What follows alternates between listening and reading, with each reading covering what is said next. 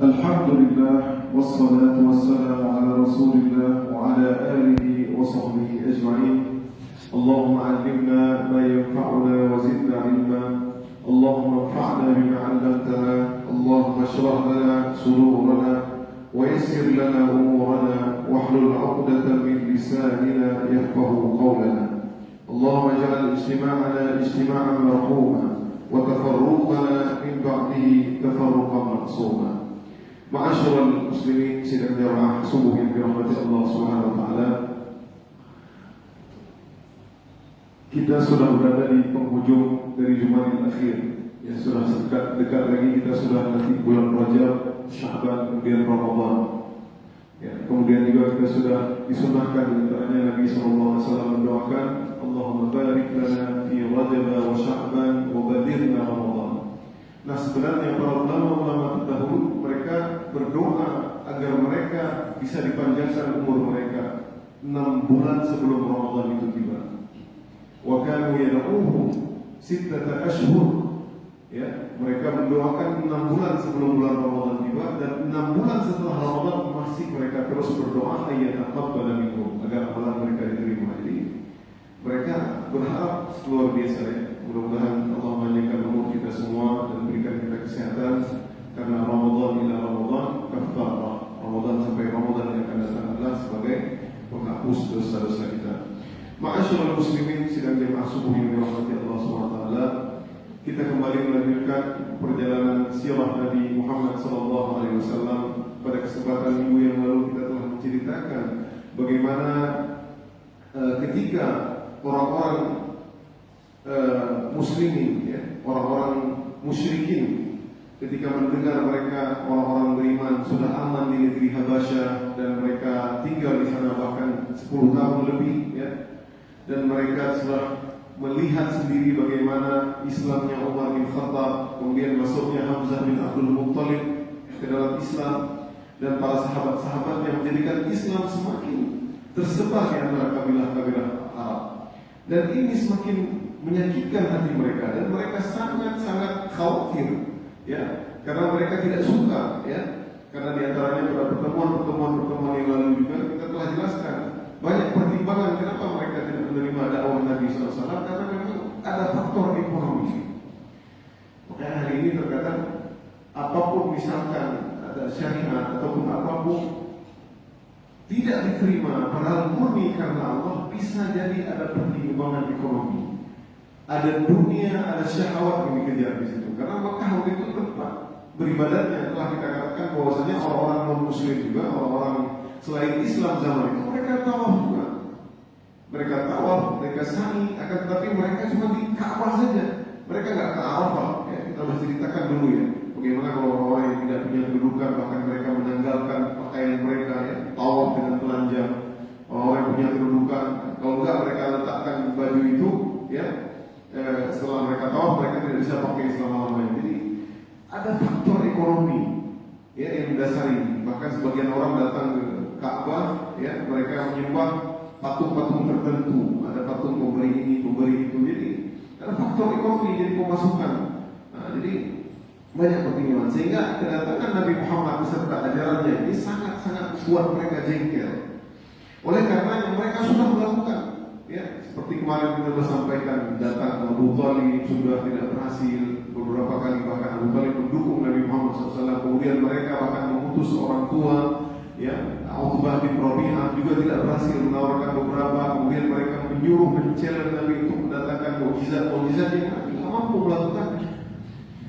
Nah, pada terakhir karena mereka sudah tidak habis pikir lagi, maka mereka bersepadu, ya, bersepakat bersama-sama mereka, ya, untuk memboikot Nabi Sallallahu Alaihi Wasallam beserta Bani Hashim dan Bani Abdul Muttalib. Ijtama'u wa'tamaru bainahum ay yaktubu kitaban. Nah, mereka membuat kesepakatan di antara mereka sebelah pihak, tapi mereka tidak mengajak Bani Abdul Muttalib dan Bani Hashim. Ya, jadi kita telah sebutkan nasab Nabi Sallallahu Alaihi Wasallam, Nabi Muhammad bin Abdullah bin Abdul Muttalib bin Abdi Manaf bin Hashim. Jadi apa namanya? Banu Hashim Dan Abdul Muttalib ini termasuk Ahlul Bait. Seperti itu ya. Jadi Ahlul Bait ini nggak hanya dari Abdul Muttalib ataupun dari khusus keturunan Nabi SAW, tidak hanya seperti itu. Jadi para ulama pendapat yang kuat mengatakan juga dari Abbas misalkan paman Nabi ya. Sampai hari ini misalkan ada keturunan Nabi bisa saja dari Abbas ya, dari paman-paman Nabi yang lainnya. Maka ketika mereka bersepakat, mereka menulislah suatu perjanjian yang perjanjian tersebut sangat merugikan Bani Hashim dan Bani Al-Muttalib. Ini kesepakatan sebelah pihak, pemboikotan. Ini ngeri boikotnya. Boikot. Isi perjanjian tersebut adalah alla yunkahu ilaihim wala yunkahu. Ya, tidak boleh di antara Bani Abdul Muttalib, dan Bani Hashim tersebut menikahi ataupun menikahkan. Jadi nggak boleh di antara mereka menikah terhadap suku yang lain, nggak boleh. Mereka, anak-anak mereka pun tidak boleh dinikahi. Jadi luar biasa diboikot. Kayak kawin, nggak urutnya, jangan kawin orang ini. Jadi diboikot sama sekali, nggak boleh menikah. Wala yabi'uhum syai'an wala yabta'uhum minhum. Mereka tidak boleh berdagang, menjual ke orang lain, dan mereka tidak boleh membeli. Ini membuat mereka ini nggak boleh dinikahi, nggak boleh menikahkan, kemudian nggak boleh berdagang ke kaum yang lain, ke bani yang lain, nggak boleh membeli sesuatu barang dari orang lain jual. Ini luar biasa. Maka itulah isi perjanjian mereka. Maka setelah mereka bersepakat, kemudian mereka menulis di sahifah, di lembaran. Thumma ta'ahadu, dan mereka pun telah mengambil perjanjian tersebut dengan kuat. Thumma allaqu sahifah fi jawfil Ka'bah. Ya, kemudian mereka menaruh isi kertas ataupun lembaran ataupun dari pelepah kurma ya, tidak disebutkan di sini apa bentuknya, tapi sahifah itu lembaran, dan mereka letakkan di dalam Ka'bah. Perjanjian tersebut mereka letakkan di dalam Ka'bah. Wa kana katibu sahifah Mansur bin Ikrimah bin Amir bin Hashim. Adalah penulis yang menulis perjanjian tersebut bernama adalah Mansur bin Ikrimah bin Amir ya. Bahkan dalam riwayat Nabi SAW berdoa sehingga yang tulis tersebut dia lumpuh ya. Dia menyepakati lumpuh, langsung kena doa Nabi langsung lumpuh ya. Ya luar biasa. Bagaimana kalau orang-orang yang bahkan sering berselawat kepada Nabi kita dengar ya, bahkan dia bisa dari lumpuh bisa sembuh. Nah ini karena mencela Nabi ya, mencela Nabi, bahkan dia ikut menulis, dia penulisnya, maka dia pun lumpuhlah jari-jarinya. Maka tak kala mereka memboikot Bani Abdul Muttalib dan Bani Hashim, maka datanglah Abu Thalib. Maka mereka mengajak semua Bani Hashim dan Bani Abdul Muttalib fi Sya'ab ya, suatu tempat ya, Sya'ab Abu Thalib namanya. Abu Thalib, jadi mereka berkumpul di situ. Jadi sudah diboikot, tak bisa apa mereka mau membeli sesuatu nggak diterima. Oh ini orang Bani Hashim nggak boleh. Kaparan, ya. Kalau ada yang suka sama Bani Hashim atau Bani Abdul Thalib, jangan nikah sama dia. Jadi dilarang.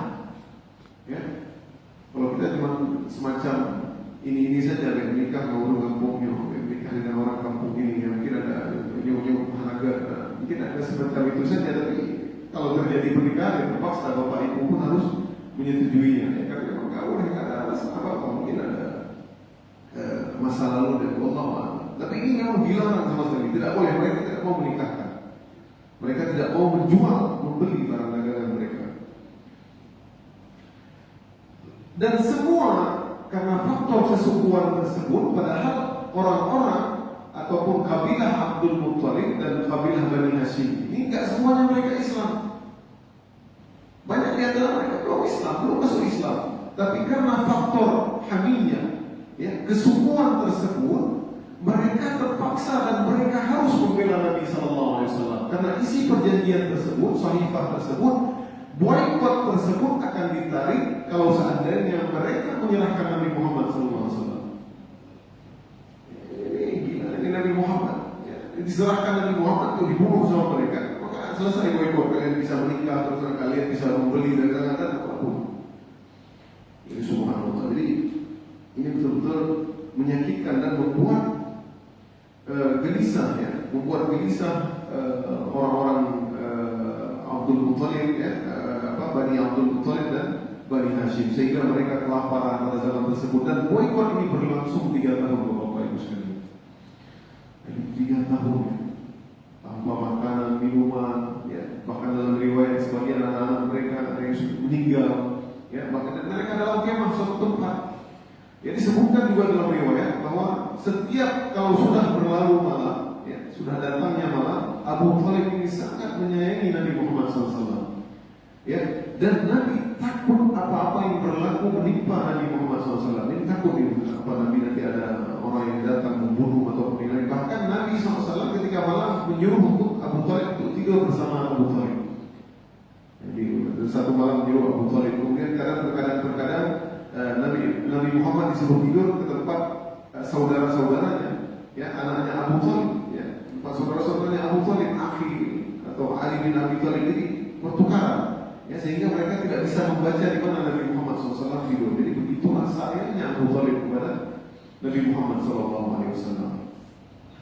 Maka berlalulah pemboikotan terus pemboikotan sehingga membuat muslimin sangat tersiksa zaman tersebut. Makanya kita mengatakan bagaimana mereka tidak pernah kenyang hari ini, tidak pernah merasakan kekenyangan itu, tidak pernah. Mereka yang tahu adalah lapar, tidak ngerti bagaimana kenyang. Bahkan dalam riwayat barulah kami merasa kenyang setelah mereka menyerang Khaybar, setelah mereka menang dalam perang Khaybar itu tahun 8 Hijriah. Nanti 8 tahun lepas, 12 tahun setelahnya. Berarti sebelum itu mereka kurus ya, mereka tidak pernah kenyang. Bahkan dalam riwayat pernah seorang sahabat Nabi SAW, mereka mengambil ya ketika seorang sahabat ini keluar dan dia buang, dia kencing, kemudian ketika dia kencing, kemudian bunyilah kak seperti bunyi tak seperti itu. Jadi bunyi kulitnya unta.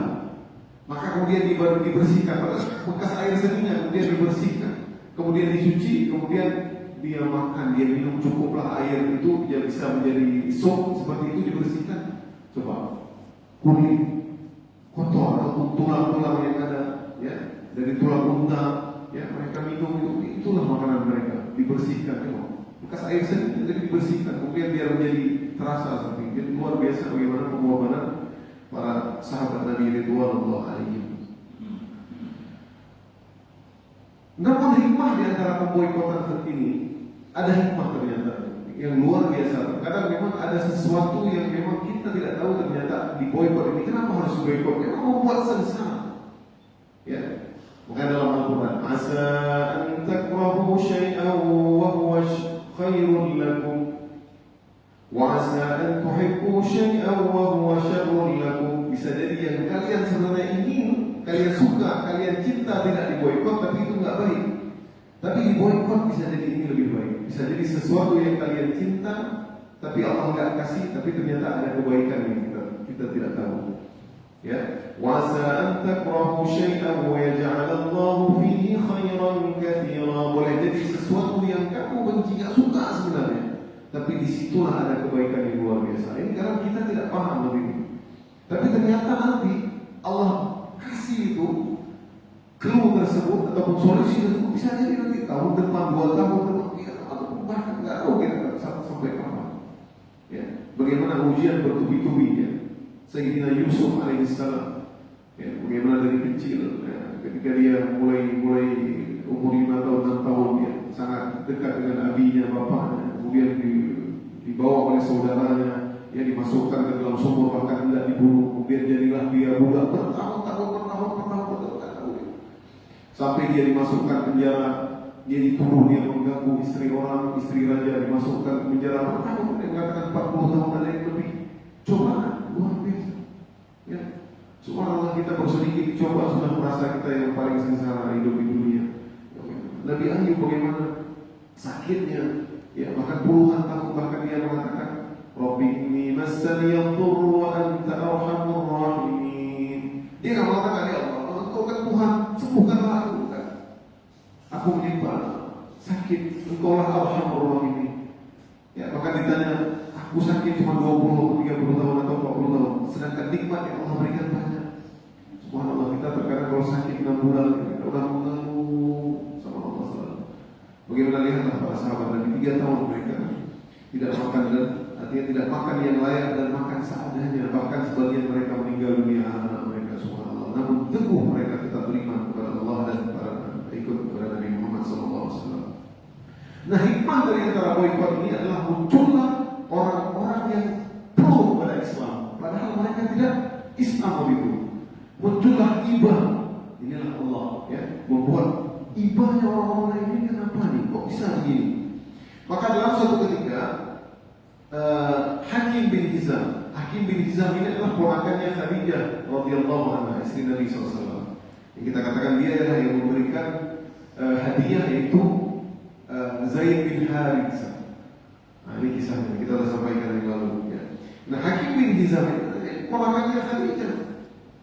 Jadi ada orang-orang muslimin, memang musyrikin waktu itu, yang memang dia sembunyi-sembunyi memberi makan orang-orang muslimin yang ada di Syiah tersebut, ya, di kemah tersebut.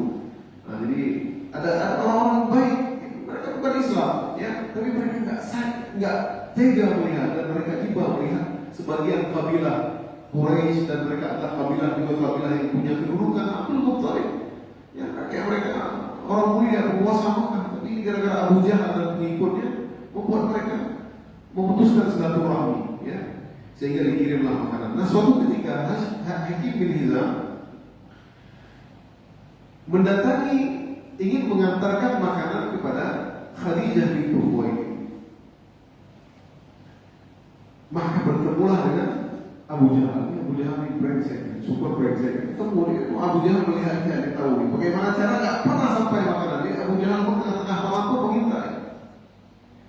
Maka Abu Jahal berkata, "Atarhab bit-ta'am ila Bani Hashim?" Kamu mau mengantarkan makanan ke Bani Hashimnya? Wallahi la tabrah anta wa ta'amuk hatta afdahuka bi Makkah. Demi Allah, wahai Hakim bin Hizam, itu makanan tidak akan sampai aku beberkan keburukanmu, aku bocorkan rahasia ini kepada seluruh penduduk Makkah. Ini Abu Jahal ini semua. Ya, luar biasa. Maka Allah menolong, ya, Hakim bin Hizam tadi, ya, Allah menolong dengan kekuatannya Allah SWT, ya. Faja'ahu Abul Bakhtari bin Hashim. Maka datanglah Abul Bakhtari bin Hashim. Ini subhanallah. Abul Bakhtari ini rajul baik, ya, orang yang mulia dan baik, ya. Maka Abul Bakhtari itu tiba-tiba datang mendengar percekcokan antara Abu Jahal dan Hakim bin Hizam. Mana kau? Ada apa ini? Kenapa ribut-ribut? Ya, ini udah dekat dengan Syiah tadi sebenarnya. Ya, apa yang masalah? Yahmilu, kata Abul Bakhtari, yahmilu ta'am bita'amiha. Ya, dia mau bawa, kata Abu Jahal, dia mau bawa makanan itu kepada Bani Hashim dan Bani Abdul Muttalib. Kenapa ini? Khalil sabil rajul, biarin. Dia ingin mengantarkan makanan kepada bibinya. Biarin. Kenapa yang punya? Itu bibinya. Fa'abara Abu Jahal. Maka Abu Jahal enggak boleh ini, karena kita sudah sepakat, enggak boleh mengantarkan makanan kepada mereka. Maka Abul Bakhtari itu pintar, ya. Fa'akadahu lahu Abul Bakhtari, ya, luha ba'irin. Maka unta tersebut, yang maka dilepaslah unta tersebut, maka disepak, ditendang, kemudian larilah unta tersebut. Kira unta tersebut datang ke Syekh. Nah, jadi seperti itu. Jadi akhirnya datang ke bos. Jadi keselah Abu Jahal ataupun Abu Jahal ini sebenarnya Abu Hakam, ya, orang yang bijak. Tadi dikatakan Abu Jahal, Abu Goblok. Dia cerdas tapi bodoh, ya. Itulah antara kisah Abu Jahal, ya, ketika bertemu dengan Hakim bin Hizam. Dan kemudian banyak kisah-kisah yang lain, ya. Tapi sebelum kita sebutkan kisah yang lain juga, bagaimana proses pemboikotan berakhir. Ya, bagaimana proses pemboikotan berakhir? Maka dikatakan bahwasanya suatu ketika seorang yang bernama Hisham bin Amr bin Rabi'ah, ya, Al-Amiri, ya, Ibnu Amir, ya. Hisham bin Amr bin Rabi'ah ini dia belum muslimin waktu itu, tapi dia nggak tega melihat orang-orang muslimin diboikot seperti itu karena mereka udah ada yang meninggal seperti itu, mereka kekurangan makanan, ya. Jadi sangat sedih. Bahkan dalam satu riwayat, kalau ketika datang pedagang-pedagang misalkan dari luar Arab, itu mereka ingin menjual barang-barang, Abu Lahab datang. Dia mengatakan, la tabi'u ala ashabi Muhammad. Janganlah jualan, jangan kamu berjualan kepada orang-orang teman-temannya Muhammad, jadi Bani Hashim. Jangan dijual. Gak boleh habis. Bahaya kan gak boleh habis. Ya, janganlah jual kepada mereka. Nanti kalau nggak laku mereka nggak sanggup membelinya. Nanti kalau nggak laku datang kepada saya akan beli dengan harga yang mahal. Segitunya. Ya Abu Lahab. Di antara Bani Hashim, ya, Bani Abdul Muttalib yang ingat kok Abu Lahab kayaknya pantas dapat siada Nabi Nabi Wata. Ya. Dia nggak kasih jual. Pamannya sendiri yang tidak membantu, yang lain padahal Abbas, yang lain semua ikut membantu. Ya, walaupun Abbas waktu itu padahal belum masuk Islam. Abbas itu, tapi ikut membantu semua karena kami kesukuan tadi. Tapi kecuali Abu Lahab si brengsek. Ya, bahkan dia yang kompori, ya, memanas-manaskan pedagang-pedagang yang lain, jangan jual kepada. Jadi diboikot betul. Jualah dengan, kalaupun jual dengan harga yang nggak masuk akal. Ya. Kalau kita bilang misalkan gorengan 1-2 ribu, gorengan 1-30.000, siapa mau beli? Nggak ada yang beli. Kira saya yang beli nanti. Kata Abu Lahab, mereka membeli luar biasa ini. Jahatnya Abu Lahab. Ya. Maka bagaimana kisah akhirnya dari pemboikotan, itulah hikmah dari akhir pemboikotan. Di antara Hisham bin Amr al-Amiri yang kita sebutkan bahwasanya dia adalah orang yang punya ikatan dengan Bani Hashim, wa kana dha syarafin fi qaumi. Dia adalah orang yang mulia di antara kaumnya. Kemudian dia pergi kepada salah seorang bernama Zuhair bin Abi Umayyah. Dan Zuhair ini musyrik, mereka semuanya musyrikin. Wakana bibinya adalah Atikah. Atikah ini binti Abdul Muttalib. Ada hubungan dengan Atikah ini adalah anaknya Abdul Muttalib. Dan dia berkata kepada Zuhair, ibunya ya, wakana ummuhu Atikah, ibunya si Zuhair ini adalah Atikah bintu Abdul Muttalib. Ada kekerabatan tentu. Si Hisham ini berkata ke Zuhair, ya Zuhair, aqad radita an ta'kula at-ta'am wa talbas thiyab wa tankihun nisa. Apakah kamu senang, kamu ridha, kamu bisa makan makanan dengan tenang, kamu bisa pakai baju dengan bagus, dan kamu bisa menikahi wanita-wanita, sedangkan akhwaluk, sedangkan bibimu, ya, mereka itu tidak makan apa-apa. Mereka tidak bisa membeli, tidak bisa menjual. Ya. Demi Allah, ana ini ahlifu billah. Kata Hisham, aku bersumpah demi Allah. Mereka musyrikin ini bersumpah demi Allah. Aku bersumpah demi Allah.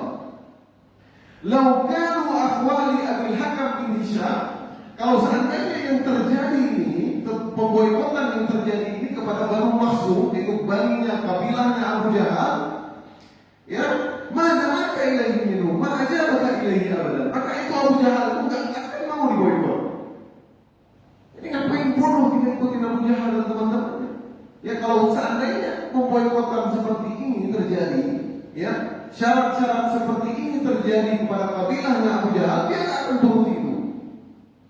Maka berkatalah Zuhair, terbuka mata Zuhair nih gara-gara si Hisham ini komporin, subhanallah. Ya.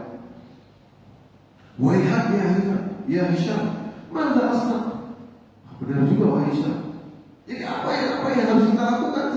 Sedangkan aku hanya satu orang. Datangkanlah aku seorang lagi. Ya. Kok raja telah bilang, udah ada satu orang lagi. Siapa? Saya. Ya kamu datangkan abdina rajulan salisan. Cari orang ketiga. Jadi nggak mungkin kita berdua lawan Abu Jahal dan orang-orang yang nongkrong-nongkrong di Ka'bah. Maka datanglah Hisham ke Mut'im bin Ali, orang ketiga, Mut'im bin Ali berkata, wahai Mut'im, apakah engkau ridha? Sama perkataan yang sama disampaikan kepada Zuhair tadi. Ya aduh, jangan engkau. Bagaimana nih? Apa yang harus kita lakukan? Saya pun sendiri ini. Kalau saya lawan saya sendiri, sudah ada orang kedua, siapa? Saya. Kita dua gak cukup, cari lagi yang ketiga. Sudah ada yang ketiga, siapa? Zuhair bin Abi Umayyah. Gak cukup, Abrina Rabi'an, cari yang keempat. Ya, 3 orang gak cukup. Abrina Rabi'an, cari yang keempat. Jadi subhanallah, insyaallah bisa. Nah, hikmah Allah ni orang musyrik ibadah. Mereka belum beriman nanti baru beriman. Kemudian datanglah Hisham ke orang yang 1, 2, 3 kepada Abil Bakhtari. Abil Bakhtari ini yang tolong Hakim bin Hizam tadi, Hakim bin Hizam tadi, ponakannya Khadijah. Abil Bakhtari itu dia punya rahmat orang mulia, orang baik, Abil Bakhtari. Kemudian dia mengatakan persamaan yang satu, tapi gak ada yang bisa mampu kita ini, siapa? Udah ada Zuhair, Abil Bakhtari, udah ada Mut'im bin Ali, wa ana ma'ak, dan aku bersamamu. Maksudnya 3 orang yang sepakat ini. Kata Abil Bakhtari, abghina khamisan, cari 5 orang lagi. Cari yang kelima, kita udah berempat nih. Cari yang kelima. Maka Hisham pun kemudian cari orang kelima. Ini orang Hisham pun lihat juga orang-orang yang memang punya akhlak yang mulia, punya kedudukan yang kuat di masyarakatnya, dan memang orangnya sangat menyambung silaturahmi. Maka Hisham pun datang ke orang yang kelima, yaitu Zam'ah bin Aswad bin Muttalib bin Asad. Maka Zam'ah bin Aswad maka mengatakan seperti perkataan yang sama. Dan dia pun ikut beserta mereka berlima. Nah, apa yang dilakukan mereka? Mereka mengatakan bahwasanya kita nanti akan berkumpul, kita akan mendatangi orang-orang di Mekah, ya, di Ka'bah, di depan Ka'bah, kita akan ngomong. Bahkan Zuhair berkata, saya yang akan awal berkata kepada mereka, kata Zuhair, ya. Nah, Zuhair berkata, biar saya yang duluan nanti ngomong. Maka Zuhair pun ketika mereka sudah sepakat itu, ya, kata Zuhair, ana abda'ukum fa'akun awwala man yatakallam. Saya yang pertama ngomong. Maka ketika sampai mereka sudah sepakati waktunya, ya, maka mereka pun ketika datang, mereka biasa datang ke Ka'bah, mereka famil bait sama, mereka tawaf dulu 7 kali, ya. Tsumma aqbala ala-nas. Sepakat mereka datang ke orang-orang yang ada di situ, ya. Kita tahu tongkrongan Abu Jahal di Ka'bah, sisi Ka'bah. Jadi Abu Jahal nongkrongnya di Ka'bah. Faqala ya ahlu Makkah, kata Zuhair, wahai penduduk Makkah, di suara besar suara. Anakul ta'aman bisu siyab wa lam hashim halaka la yuba'un wa la yubta'un. Apakah kita rela memakai baju yang indah, kemudian kita memakan makanan yang enak-enak, sedangkan mereka ini Banu Hashim, Banu Abdul Muttalib, saudara kita, mereka tidak bisa memakan apapun, tidak bisa menikahi, tidak bisa membeli, mereka tidak punya makanan. Wallahi la aqul hatta tashukku hadhihi sahifatul qati adh-dhalimah. Demi Allah, karena saya tidak akan mau duduk, saya tidak akan berhenti ngomong sampai saya robek itu perjanjian. Zuhair mantap, ya, luar biasa. Wa qala Abu Jahal, wa kana fi jaynah yadi masjid. Abu Jahal memang bosnya. Abu Jahal mendengar. Ulo, apa ini? Apa ini? Kata wallahi la tasuk. Langsung Abu Jahal berdiri. Berbohong engkau, wahai Zuhair. Tidak ada yang berani merobeknya perjanjian tersebut.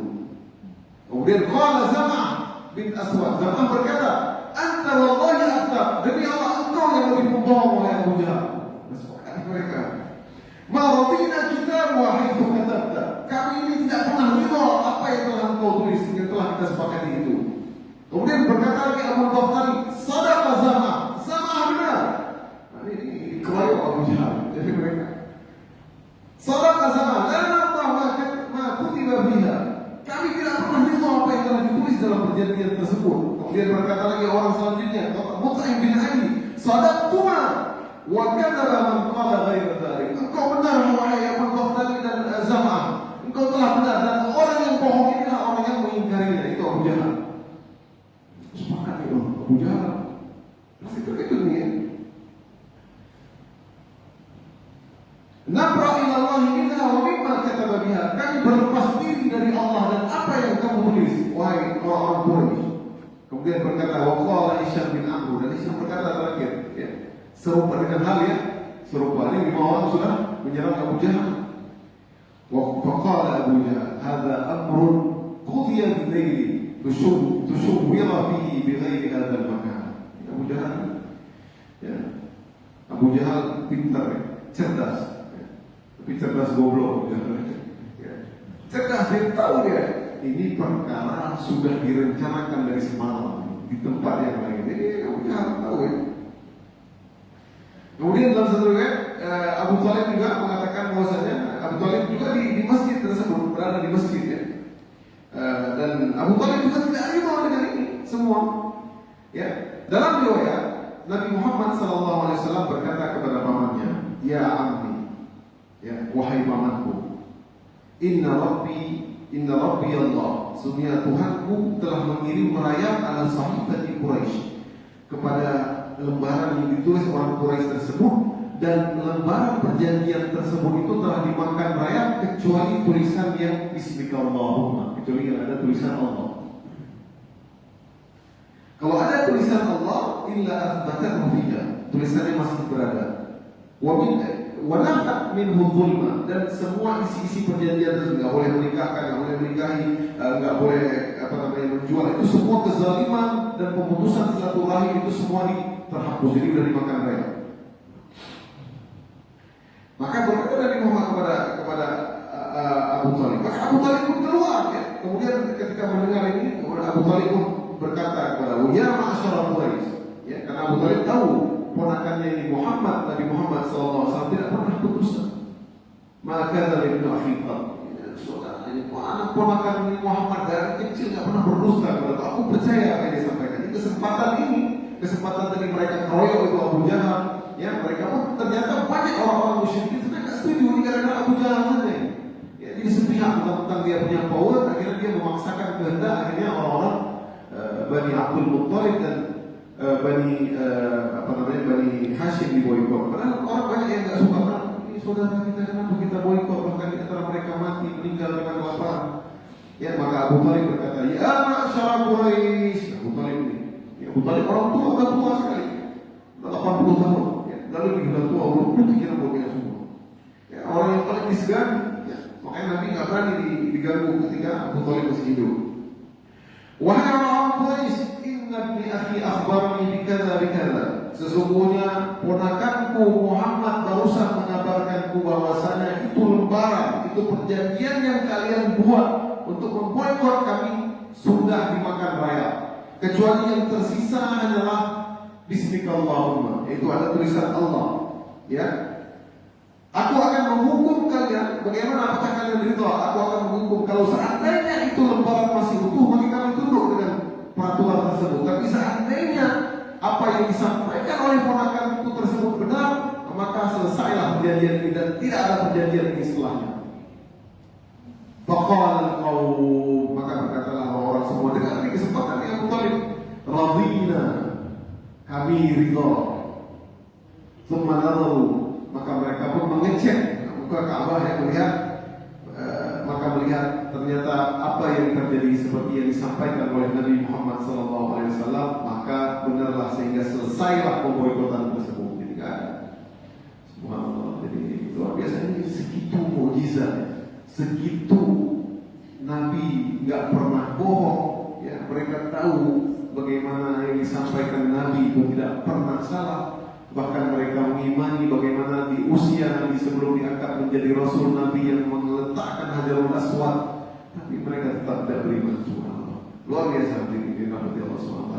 Inilah yang kisah selesailah pemboikotan, dan itu terjadi di tahun 10 kenabian, artinya 3 tahun sebelum hijrah Nabi Muhammad SAW.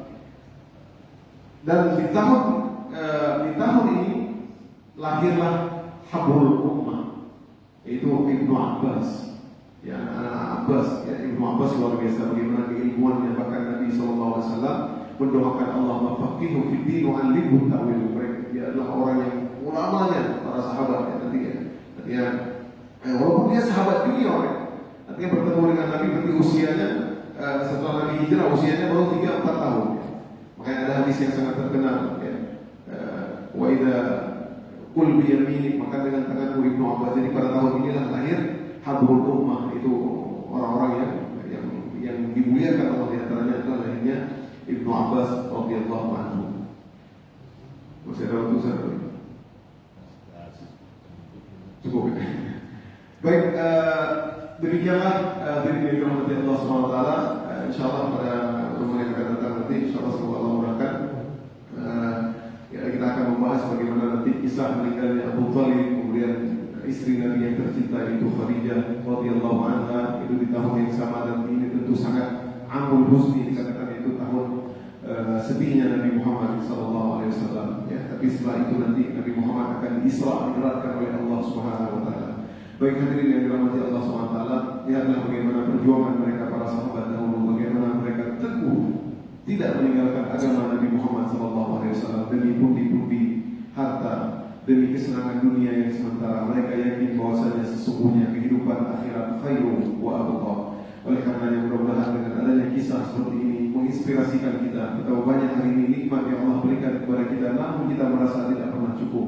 Lihatlah bagaimana para sahabat ridwanullah alaihim. Semoga kita bisa mengikuti jejak mereka. Semoga dengan mencintai mereka, mencintai Nabi Muhammad, kita akan dipertemukan dan dipersatukan di surganya. Amin ya rabbal alamin. Dan kelak kita akan minum di telaga Nabi SAW, di mana siapa yang minum di telaganya maka dia tidak akan haus selama-lamanya. Aqulu qouli hadza wa astaghfirullah li wa lakum. Subhanakallahumma wa bihamdik, asyhadu an la ilaha illa anta, astaghfiruka wa atubu ilaik. Assalamualaikum warahmatullahi wabarakatuh.